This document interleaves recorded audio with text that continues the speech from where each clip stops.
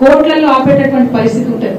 ఇప్పుడు కోర్టులో కూడా ఎటువంటి లీగల్ ఇబ్బందులు లేకుండా బీసీ బిల్లు పాస్ చేయాల్సినటువంటి బాధ్యత ప్రభుత్వానికి ఉంది. ఇటువంటి కీలక దశలో నేను ఏం చేస్తుంది ప్రభుత్వం? పొన్నం ప్రభాకర్ గారి ఆధ్వర్యంలో బీసీ సంఘాల నాయకులందరూ కూడా పిలిచిరు మీటింగ్. నేను అనుకున్నా, అరే ప్రభుత్వం ఒక ముందడుగు వేసింది, బీసీ సంఘ నాయకులు పాపం 30 ఏళ్ల నుంచి కొట్లాడుతున్నారు. ఆర్ కృష్ణయ్య గారు లాంటి వారు, వక్లాభరణం కృష్ణమోహన్ గారు బీసీ కమిషన్ చైర్మన్ గా వేసింది. అటువంటి పెద్ద పెద్ద నాయకులందరినీ పిలిస్తే పోన్లే ప్రభుత్వం ఒక ముందడుగు వేసింది, బిల్లు మీద చర్చ చేస్తుందేమో అనుకున్నాం. ఏం లేదు, ముఖ్యమంత్రి గారికి కనీసం మా మీటింగ్ ఉన్నట్టు కూడా తెలిసినట్టు మాకు అనిపిస్తలేదు. యాక్చువల్ గా అయితే ఈ టైంలో బీసీ ప్రజలందరూ ఆందోళనలో ఉన్నారు, మా సంఖ్య తగ్గిందని భయపడుతున్నటువంటి సమయంలో ముఖ్యమంత్రి గారే డైరెక్ట్ గా మీటింగ్ పెట్టాలి. ఎందుకు సమయం లేదు ఆయనకు? ఇప్పటికి 31 సార్లు ఢిల్లీకి పోవచ్చింది ముఖ్యమంత్రి గారు. కానీ జనాభాలో సగం ఉన్నటువంటి బీసీల గురించి కనీసం మీటింగ్ పెట్టే తీరిక ఈ ముఖ్యమంత్రి గారికి లేకపోవడం నిజంగా శోచనీయం. ముఖ్యమంత్రి గారు నిన్న మీటింగ్ లో లేరు. పోనీ కనీసం ఈ లెక్క కులగణన చేసినటువంటి కేబినెట్ సబ్ కమిటీకి చైర్మన్ ఉత్తమ్ కుమార్ రెడ్డి గారు, ఆయన మీటింగ్ లో లేరు.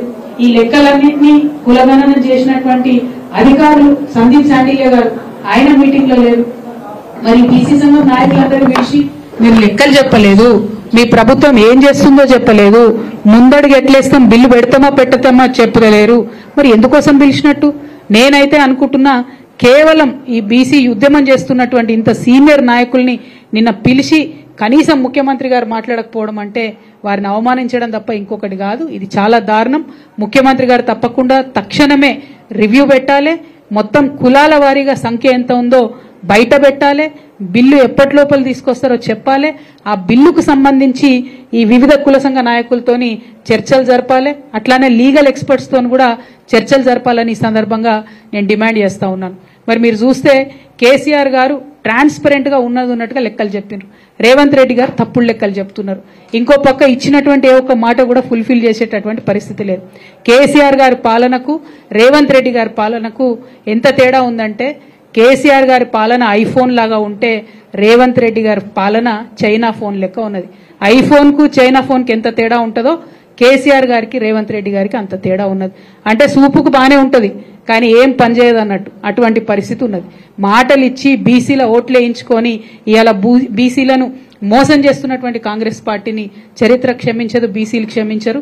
వారికి ఎవరు లేరు, వారి పక్షాన మాట్లాడారు అనుకుంటున్నారేమో. మేమందరం కూడా అండగా నిలబడి ఉన్నాం. ఖచ్చితంగా బీసీలకు మీరు ప్రామిస్ చేసినటువంటి 42% ఇచ్చే వరకు కూడా తగ్గేదే లేదు. ఖచ్చితంగా ఉద్యమాన్ని ముందుకు కొనసాగిస్తాం. మరో తెలంగాణ ఉద్యమంలాగా పోరాటం చేయడానికి బీసీ బిడ్డలందరూ కూడా సిద్ధంగా ఉండాలని చెప్పి ఈ సందర్భంగా పిలుపునిస్తా ఉన్నాం. బీఆర్ఎస్ పార్టీ కార్యకర్తలు, మనకు నాయకులు అన్నది ఎప్పుడు కూడా లెక్కలో లేనటువంటి విషయం. తెలంగాణ ఉద్యమం జరిగినప్పుడు కూడా పెద్ద పెద్ద నాయకులు లేరు మనకు, అయినా కూడా మనం గుండె ధైర్యంతో కొట్లాడినాం. ఇవాళ ఇక్కడ జగిత్యాలలో మనం అధికారంలో ఉన్న 10 సంవత్సరాలు అనేక కార్యక్రమాలు చేసినాం. ఇవాళ జగిత్యాల్లో 4500 ఇండ్లు కేసీఆర్ గారు ప్రత్యేక శ్రద్ధ పెట్టించారు. ఆ ఇచ్చిన ఇండ్లలో 900 ఇండ్లు ఇంకా ఖాళీగా ఉన్నాయి. ఇవాళ నేను డిమాండ్ చేస్తా ఉన్న కాంగ్రెస్ ప్రభుత్వాన్ని, 900 ఇండ్లు జగిత్యాల్లో ఖాళీగా ఉన్నాయి, మీరు అర్హులైనటువంటి వాళ్ళకి ఇమీడియట్ గా ఐడెంటిఫై చేసి ఇవ్వండి. ఎందుకు ఇవ్వలేకపోతా ఉన్నారు? ఎందుకు ప్రాజెక్టులు ఫినిష్ చేయలేకపోతా ఉన్నారు? ఎందుకు వరద కాలువ నింపలేకపోతున్నారు? ఎందుకు రేషన్ కార్డులు ఇవ్వలేకపోతా ఉన్నారు? దీనికి ఏమైనా కేసీఆర్ గారు అడ్డం పడ్డారా? బీఆర్ఎస్ పార్టీ అడ్డం పడ్డదా? తక్షణమే మీ చిత్తశుద్ధిని నిరూపించుకోండి. మీరు ప్రజలకు ఇచ్చినటువంటి హామీలన్నీ కూడా వెంటనే నెరవేర్చండి అని ఈ సందర్భంగా డిమాండ్ చేస్తా ఉన్నాం. జగిత్యాల గడ్డ అంటే విప్లవాల కిల్ల. మరి ఇదే జగిత్యాల నుండి ఖచ్చితంగా బీసీల యొక్క కథనబేరి ప్రారంభమవుతుందని చెప్పి, ప్రారంభం కావాలని కూడా చెప్పి నేను కోరుకుంటూ మీ అందరి దగ్గర సెలవు తీసుకుంటా ఉన్నాను. Thank you. జై తెలంగాణ. జై